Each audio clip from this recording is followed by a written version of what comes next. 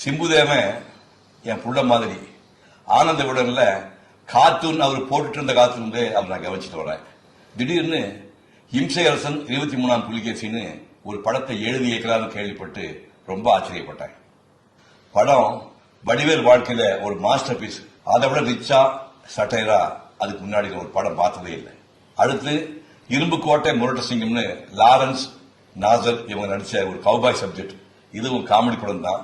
வசனம் காட்சி எல்லாம் சூப்பரா இருக்கு. இப்போ போர்ட் படம் பார்த்தேன். 2வது உலக யுத்தம் 1939-45 காலகட்டங்களில் நடந்துச்சு.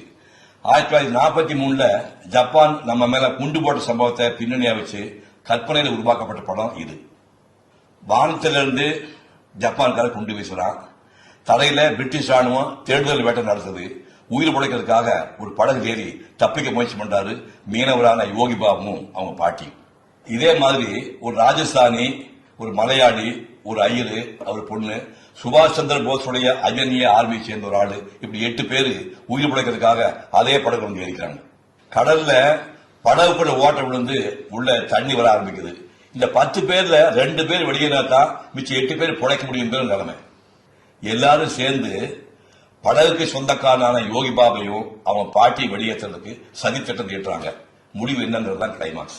சென்னை நகரத்துல ஆதி காலத்திலிருந்தே குடியிருக்கிறவங்க மீனவ மக்கள் தான். நாமெல்லாம் தமிழ்நாட்டு பல்வேறு பகுதிகளில் இருந்து இங்க வந்து குடியேறி கோடீஸ்வரர்.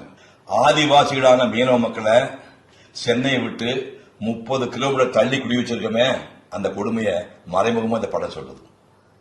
கடலுக்குள்ளேயே மொத்த படத்தையும் காலை மாலை இரவு வேளைகளில் படம் பார்க்கறது சாதாரண விஷயம் இல்லை.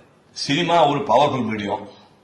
1940களில் நம்ம நாடு எப்படி இருந்தது, அன்றைய மக்களுடைய பிரச்சனை என்ன, எல்லாத்தையுமே சுவாரஸ்யமாகவும் காமெடியா சொன்ன சிம்புதேவனுக்கு என்னுடைய வாழ்த்துக்கள். துணிச்சலா இந்த படத்தை எடுத்த பிரபா பிரேம்குமாருக்கும் என்னுடைய வாழ்த்துக்கள்.